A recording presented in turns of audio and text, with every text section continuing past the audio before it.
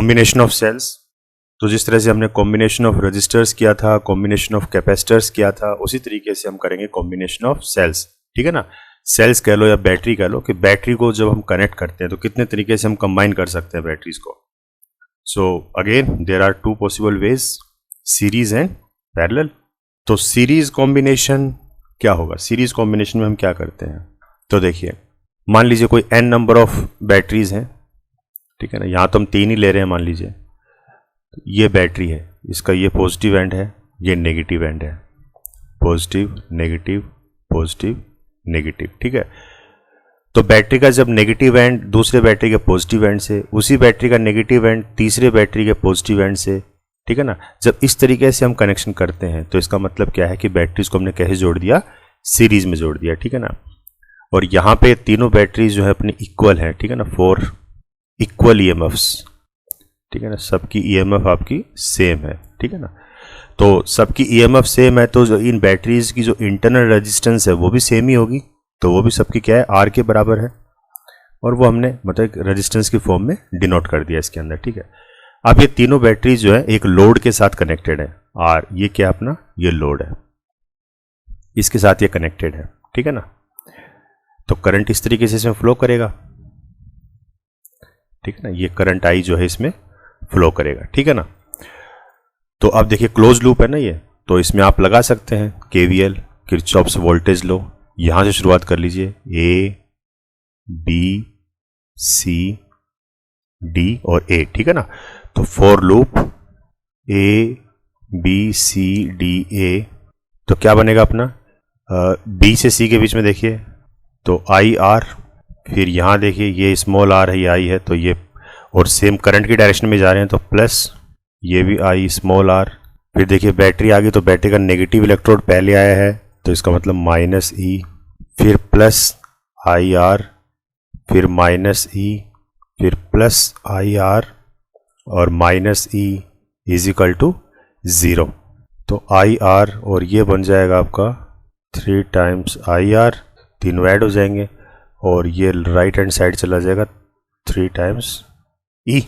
यहाँ से हम आई कॉमन ले सकते हैं, तो ये बन गया r plus 3R is equal to 3E। तो यहाँ से अपने को आई की वैल्यू क्या आएगी?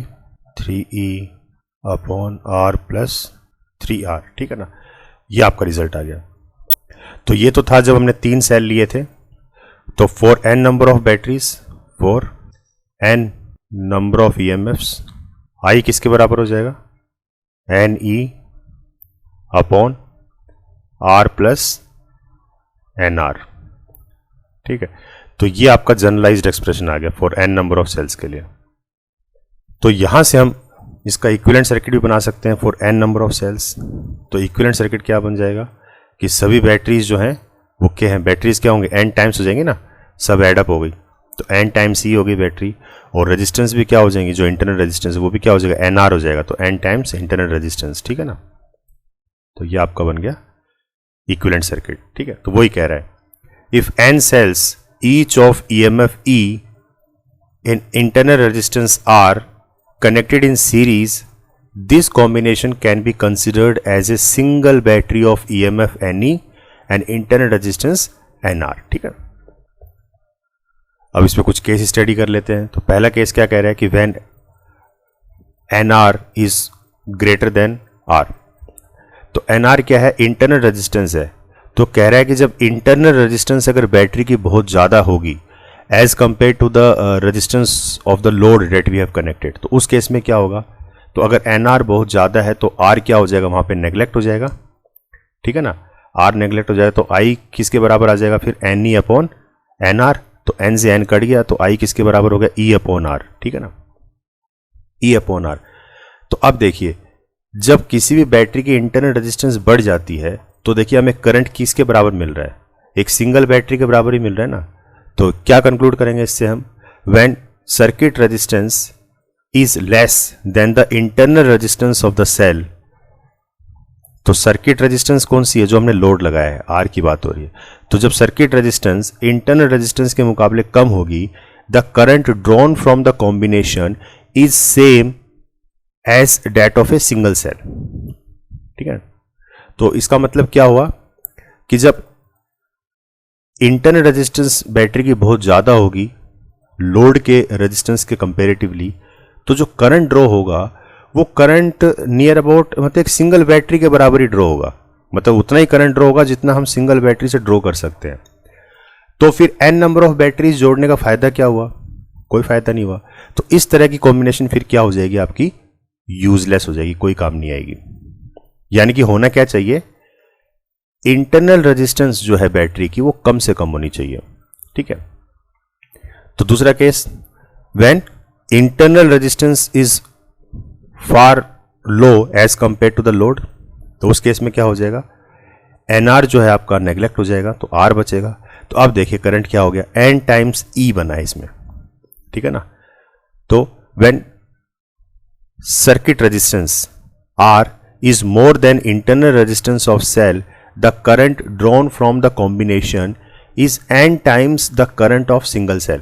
तो अब देखिए यहाँ पे हम ज़्यादा करंट ड्रॉ कर सकते हैं। यहाँ पे हम करंट कितना ड्रॉ कर रहे हैं, जितनी ज़्यादा हमने बैटरी जोड़ रखी है उतना ही टाइम्स हम ज़्यादा करंट ड्रॉ कर पाएंगे, ठीक है ना। अगर n की वैल्यू 4 है तो अपन 4 टाइम्स एक सिंगल बैटरी के करंट निकाल सकते हैं। अगर n आपका 10 है तो सिंगल बैटरी के मुकाबले 10 टाइम्स ज़्यादा करंट हम ड्रॉ कर सकते हैं। तो यहाँ पे ये विन विन सिचुएशन है, ठीक है ना। तो दिस कॉम्बिनेशन इज यूजफुल, ये कॉम्बिनेशन यूजफुल है। तो कहने का मतलब क्या है, ओवरऑल जो हमने कंक्लूड किया कि इंटरनल रेजिस्टेंस जो है बैटरी की कम से कम होनी चाहिए। तो maximum current can be drawn if r is very high, that is n times the current of single cell. Clear है? तो ये तो था सीरीज कॉम्बिनेशन। इसी तरीके से पैरेलल कॉम्बिनेशन, तो फॉर अनइक्वल ईएमएफ्स, तो मान लीजिए पैरेलल में दो बैटरी हमारे पास E1 E2, तो ये दोनों क्या है, अनइक्वल है, ठीक है ना, इक्वल नहीं है आपस में, अनइक्वल है। Where E1 is not equal to E2, तो इनकी जो इंटरनल रेजिस्टेंस है वो भी आपस में इक्वल नहीं होगी। तो एक की इंटरनल रेजिस्टेंस R1, एक की R2 है, दोनों हमने पैरेलल में जोड़ी। तो पैरेलल कैसे पता चलता है कि पैरेलल में जुड़ गई? तो देखिए बैटरी का पॉजिटिव एंड दूसरी बैटरी के पॉजिटिव एंड के साथ जुड़ जाए तो इसका मतलब पैरेलल है। बैटरी का नेगेटिव एंड दूसरी बैटरी के नेगेटिव एंड के साथ जुड़ जाए, इसका मतलब पैरेलल कॉम्बिनेशन है, ठीक है ना। अब इस पैरेलल कॉम्बिनेशन को हमने एक लोड के साथ कनेक्ट कर दिया, ठीक है, ये रेजिस्टिव लोड है। तो देखिए E1 से I1 करंट निकल रहा है और E2 बैटरी से I2 करंट निकल रहा है, दोनों करंट यहाँ कंबाइन होंगे तो ये करंट मेरा हो गया I, ठीक है, I करंट फ्लो कर रहा है। तो इसमें भी देखिए हम अलग अलग लूप देखेंगे। फॉर E1 के लिए हम क्या देखेंगे, मतलब ये वाली सिंगल, इस वाली के लिए देखेंगे तो बाहर वाली लूप ले लीजिए आप। तो कौन सी लूप लेंगे, K L M N O P K, ठीक है ना, ये वाली लूप लेंगे। तो इसमें देखिए आप करंट फ्लो होगा, ये रेजिस्टिव लोड आ गया तो IR, फिर यहां पे जाओगे तो प्लस, और करंट की डायरेक्शन यही चल रही है तो प्लस I1, इसमें कौन सा करंट जा रहा है, I1 जा रहा है ना। देखिए बैटरी से जो करंट निकलेगा घूम फिर के वही करंट वापस जाएगा उसी बैटरी के अंदर। तो I1 R1 और डायरेक्शन सेम है तो प्लस में, और फिर बैटरी का कौन सा एंड आया, नेगेटिव, तो माइनस E1 और इक्वल टू 0। तो IR किसके बराबर होता है, V, पोटेंशियल। भाई इसके अक्रॉस जो ड्रॉप हो रहा है ना आपका पोटेंशियल, V ड्रॉप हो रहा है, तो IR किसके बराबर हो गया, V। तो V plus I1 R1 is equal to E। तो यहां से हम I1 निकाल सकते हैं, तो I1 क्या हो जाएगा, E1 minus V upon R1। सो ये आपकी एक इक्वेशन मान लो। इस तरीके से E2 के लिए हम कौन सी लूप देखेंगे, R L M N O Q R, ठीक है, ये वाली लूप देखेंगे, अंदर वाली, ये वाली। तो इसमें देखिए सेम वही है, IR plus I2 R2 minus E2 is equal to 0। तो यहां पे भी हम क्या करेंगे, I2 निकालेंगे, इसमें किसके बराबर आ जाएगा, E2 minus V upon R2। तो इसको आप सेकेंड इक्वेशन मान लो। अब टोटल करंट जो I है वो किसके बराबर है, I1 प्लस I2 ही तो है, ठीक है ना। तो I1 और I2 की वैल्यू जो हमने ऊपर निकाली वो यहां पुट कर दो, तो क्या आ जाएगा एक्सप्रेशन, ये आया। अब देखिए इसमें E1 E2 इनको एक तरफ ले आओ और जो पोटेंशियल है उसको एक तरफ ले जाओ, तो हमने रीशफल कर दिया इसको, ठीक है ना। और फिर इस सारे टर्म्स को आप V की फॉर्म में लिखो, तो V किसके बराबर हो जाएगा, तो ये जो फैक्टर है V के साथ जो मल्टीप्लाई हो रहा है ये यहाँ पे डिवाइड हो जाएंगे, तो 1/R1 प्लस 1/R2 से इनको दोनों को डिवाइड कर देंगे, ठीक है ना। फिर इसको थोड़ा सा जब आप सॉल्व करोगे तो हमें क्या मिलेगा, ये देखिए E1 R2 plus E2 R1 upon R1 plus R2 minus I upon R1 R2 upon R1 plus R2। तो ये हमारी इक्वेशन आई एक, ठीक है। अच्छा, ये एक इक्वेशन हमने ये वाली पहले पढ़ी हुई है कि कोई भी बैटरी है उसके इंटरनल रेजिस्टेंस, कोई भी आपकी बैटरी है, ठीक है ना, और किसी भी लोड के अक्रॉस जब वो कनेक्ट होती है, ठीक है ना, तो उसकी इंटरनल रेजिस्टेंस ये है, मान लीजिए R, और लोड के अक्रॉस, R के अक्रॉस जब वो कनेक्ट होती है तो उसके अक्रॉस जो पोटेंशियल ड्रॉप होता है V, वो किसके बराबर होता है, तो V is equal to E minus i r, ठीक है ना। तो इसको हम ऐसे लिख सकते हैं ना, V मतलब E equivalent minus i are equivalent. तो इन दोनों इक्वेशंस को आप कंपेयर कीजिए। तो देखिए, हम इस पूरे फैक्टर को मान सकते हैं कि ये किसके बराबर है, E इक्विवेलेंट है, और इसमें से ये जो फैक्टर है ये किसके बराबर है, R इक्विवेलेंट के बराबर है। तो कंपेयरिंग इक्वेशन 1 और 2, E इक्विवेलेंट हमारे पास ये आ गया और R इक्विवेलेंट हमारे पास ये आया। अब R इक्विवेलेंट इस तरह से क्यों आया, क्योंकि देखिए हमारे पास जो रेजिस्टेंस है वो किस में है, पैरेलल कॉम्बिनेशन में है ना। ये देखिए जो इंटरनल रेजिस्टेंस है ये आपस में क्या, क्योंकि सेल आपस में पैरेलल है तो इनकी जो इंटरनल रेजिस्टेंस है वो भी तो आपस में पैरेलल होंगी। तो पैरेलल कॉम्बिनेशन के लिए क्या होता है, कैसे ऐड करते हैं हम, तो 1 upon R equivalent is equal to 1 upon R1 plus 1 upon R2, ठीक है ना। तो यहां से क्या बन गया, ये R1 plus R2 upon R1 R2 1 upon R equivalent. तो R इक्विवेलेंट कितना हो जाएगा, R1 R2 upon R1 plus R2, ठीक है। तो यह आया। तो ये तो तब था जब EMF हमारी अलग अलग थी, मतलब E1 E2 के बराबर नहीं थी, ठीक है ना। अगर इक्वल EMF हो, सपोज करो कि ये दोनों बैटरी सेम है फॉर इक्वल EMF, तो हम क्या लिख सकते हैं कि E1 is equal to E के बराबर मान लिया। तो जब EMF इक्वल होंगे तो इनकी इंटरनल रेजिस्टेंस भी सबकी सेम होंगी, तो हम लिख सकते हैं R1 is equal to R2 is equal to R। अब इसको हम जब ऊपर वाली इक्वेशन में पुट करेंगे इनके अंदर, तो E इक्विवेलेंट कितना हो जाएगा और R इक्विवेलेंट कितना हो जाएगा। तो R इक्विवेलेंट देखिए कितना बन गया, R square upon 2R, R से R कट गया तो R अपॉन 2, ठीक है ना। ये R अपॉन 2 आया। तो ये तो तब था 2 जब हम दो ही EMF ले रहे थे for n number of resistors. अगर n नंबर ऑफ रजिस्टर होंगे तो क्या हो जाएगा, R equivalent R upon n के बराबर आ जाएगा। ये एक्सप्रेशन है आपका, ठीक है ना।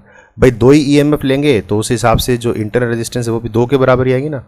लेकिन अगर n नंबर ऑफ EMF ले लें तो इंटरनल रेजिस्टेंस भी हमारे पास n टाइम्स हो जाएंगी। तो ये जनरलाइज्ड एक्सप्रेशन है। इस तरीके से E इक्विवेलेंट क्या हो जाएगा, तो देखिए ये R से R कट जाएगा, 2 से 2 कट जाएगा, तो हमारे पास E आया, ठीक है ना। तो सिंगल ही आ रहा है E। तो इस तरीके से अगर n नंबर ऑफ EMF का भी देखेंगे तब भी क्या होगा, ये E रहेगा। तो ये E इक्विवेलेंट जो है E मतलब सिंगल बैटरी के बराबर ही आ रहा है, ठीक है। तो ये जनरलाइज्ड एक्सप्रेशन है, इनको आप लोगों को याद रखने हैं। क्लियर है। अब देखिए, तो हमने क्या देखा कि जब दो बैटरीज को जब हम पैरेलल में कनेक्ट करते हैं तो जो नेट जो इक्विवेलेंट EMF आता है वो E के बराबर ही रहेगा, मतलब जो सिंगल है उस हिसाब से रहेगा। और अगर रेजिस्टेंस जो होती है उनकी वो R इक्विवेलेंट वो किसके बराबर बन जाती है, R अपॉन n, ठीक है ना, n टाइम्स ये बनती है। तो अब देखिए इसको अगर मैं इक्विवेलेंट सर्किट में ड्रॉ करूं तो इसको मैं ऐसे बना सकता हूं, मतलब इन दोनों बैटरीज को E1 E2 को इनका पैरेलल कॉम्बिनेशन मेरा बन गया E इक्विवेलेंट, और इन दोनों रजिस्टर्स का पैरेलल कॉम्बिनेशन मेरा बन गया R अपॉन n, ठीक है। और ये दोनों किसके साथ कनेक्टेड हैं, लोड के साथ कनेक्टेड हैं, R के साथ, ठीक है। ये मेरा करंट फ्लो हो रहा है I। तो अब देखिए आप, ये R और ये R, ये मेरा क्या है, दोनों सीरीज में है क्योंकि सेम करंट जा रहा है। तो अगर इसका इक्विवेलेंट बनाऊं तो इक्विवेलेंट रेजिस्टेंस क्या आ जाएगी, दिस प्लस दिस, ठीक है ना। तो टोटल रेजिस्टेंस कितनी आएगी सर्किट के अंदर, R plus R upon n, ये आई टोटल रेजिस्टेंस। तो इस हिसाब से मैं इफेक्टिव करंट निकाल सकता हूं। करंट कितना बनेगा मेरा, करंट बनेगा E अपॉन R ना। तो इफेक्टिव EMF E और अपॉन टोटल रेजिस्टेंस R, ठीक है ना। तो ये तो इफेक्टिव EMF कितनी है मेरी E है, और अपॉन टोटल रेजिस्टेंस कितना है R plus R upon n। तो यहां से इसको थोड़ा सा सोल्व करो तो I किसके बराबर आ जाएगा, NE upon NR plus R। तो ये मेरा जनरलाइज्ड एक्सप्रेशन हो गया करंट का, कि पैरेलल कॉम्बिनेशन के अंदर मेरा करंट कुछ इस तरीके से आएगा। So in parallel combination of identical cells the effective EMF in the circuit is equal to the EMF due to a single cell, because in this combination only the size of the electrodes increases but not EMF। तो क्या कह रहा है कि जब हम batteries को parallel में कनेक्ट करते हैं तो बैटरी का पोटेंशियल तो उतना ही रहेगा। मान लीजिए एक बैटरी है मेरे पास, 2 वोल्ट की बैटरी है, ठीक है ना, और इसके साथ पैरेलल में अगर मैं दूसरी बैटरी कनेक्ट कर दूं 2 वोल्ट की, तब भी जो इक्विवेलेंट जो मेरे को देगा ये जो नेट आउटपुट मेरे को देगा, ये कितना देगा? 2 वोल्ट ही देगा, ठीक है ना, 2 वोल्ट सप्लाई ही देगा।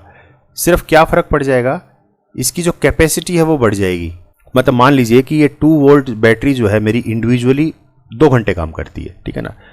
अब दोनों बैटरीज को जब मैं कनेक्ट कर दूंगा तो अब ये 2 वोल्ट ही देंगे लेकिन 4 घंटे काम करेंगे, बस ये है। तो एक तरीके से मैंने इलेक्ट्रोड्स की साइज बढ़ा दी। देखिए ये पॉजिटिव, ये इलेक्ट्रोड मान लीजिए, तो ये पॉजिटिव इलेक्ट्रोड की साइज बढ़ गई और ये नेगेटिव इलेक्ट्रोड की साइज बढ़ गई, ठीक है। तो सिर्फ साइज बढ़ाई है, तो इससे क्या होगा कि इसकी कैपेसिटी मैंने इंक्रीज कर दी, लेकिन जो आउटपुट मैं ले रहा हूं वो 2 वोल्ट ही ले रहा हूं, ठीक है ना।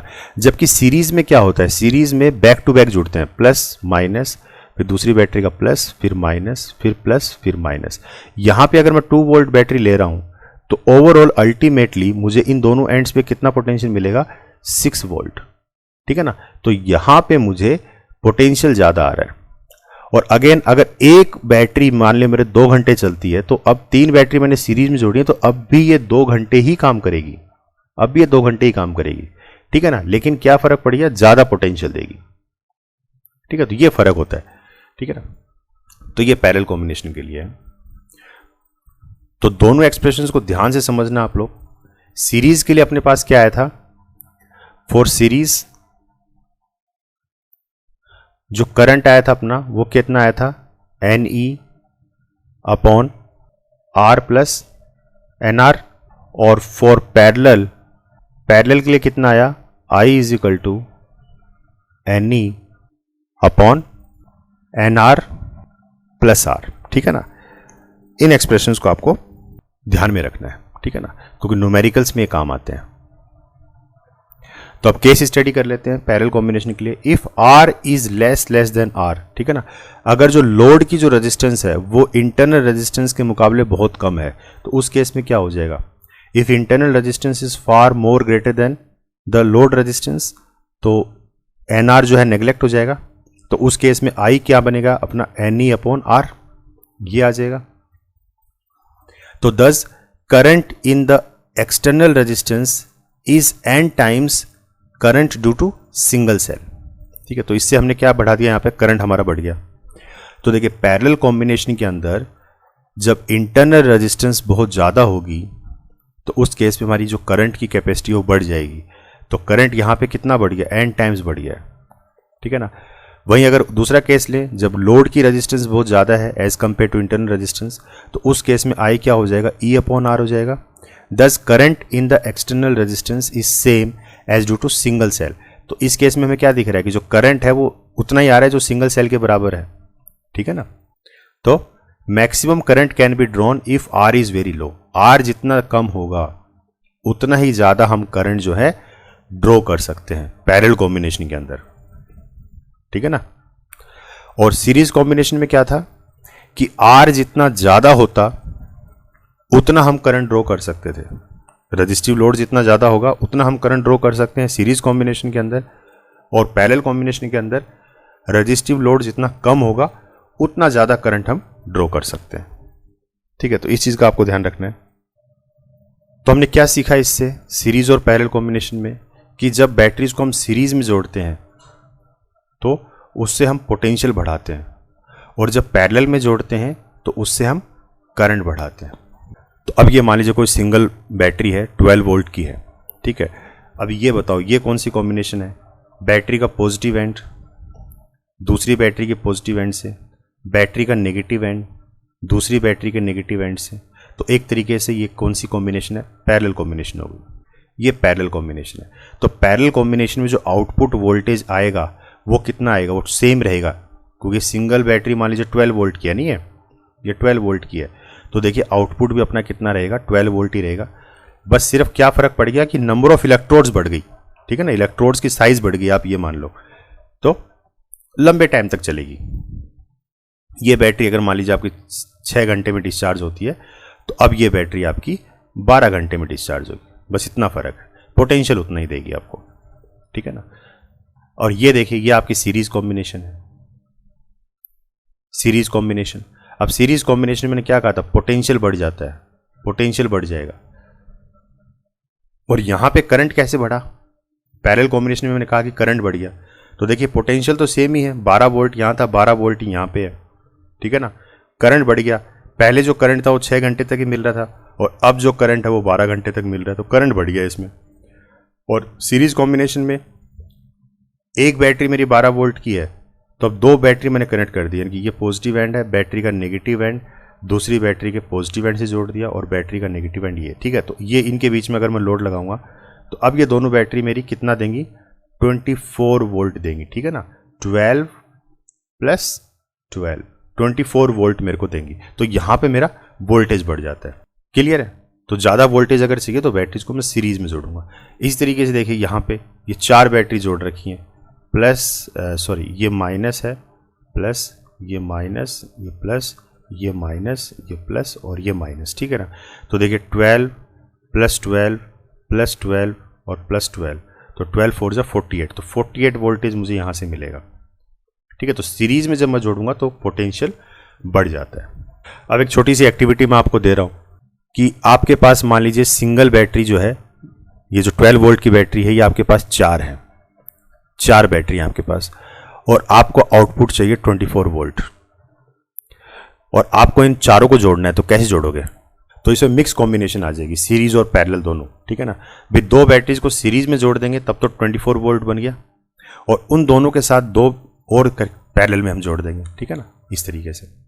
तो 2 बैटरी मैंने पहले तो सीरीज में जोड़ दी, तो ये मेरा बन गया 12 वोल्ट और प्लस 12 वोल्ट, ठीक है, तो 24 वोल्ट बन गया। और इसी के साथ बाकी की 2 बैटरी मैंने सीरीज में जोड़ के इसके साथ पैरेलल कर दी, तो ये मिक्स्ड कॉम्बिनेशन, इसमें सीरीज और पैरेलल दोनों है। तो देखिए क्या कह रहे हैं इस क्वेश्चन में, 6 lead acid type secondary cells each of EMF 2 volt and internal resistance 0.015 ohm are joined in series to provide a supply to a resistor of 8.5 ohm. What are the current drawn from the supply and its terminal voltage? तो 6 lead acid type secondary cells हैं जो कि series में connected हैं, ठीक है ना। तो इसको सीरीज में लगाते हैं अभी, प्लस माइनस, ये इसके इंटरनल रेजिस्टेंस, प्लस माइनस, ये इसके इंटरनल रेजिस्टेंस, प्लस माइनस, ये इसकी इंटरनल रेजिस्टेंस, प्लस माइनस, सभी की वैल्यू सेम है, 2 वोल्ट है, सभी 2 वोल्ट की हैं, और इनकी जो इंटरनल रेजिस्टेंस है वो भी फिर सेम ही है, आर वो कितनी है, 0.015 ओम, ठीक है ना। तो ये सभी आ रही हैं, तो ये कॉम्बिनेशन है।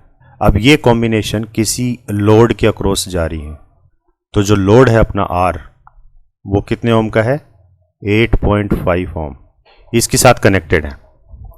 तो ये पूछ रहा है कि कितना करंट ड्रॉ करेगा, ये आई कितना करंट आएगा वो हमें निकालना है।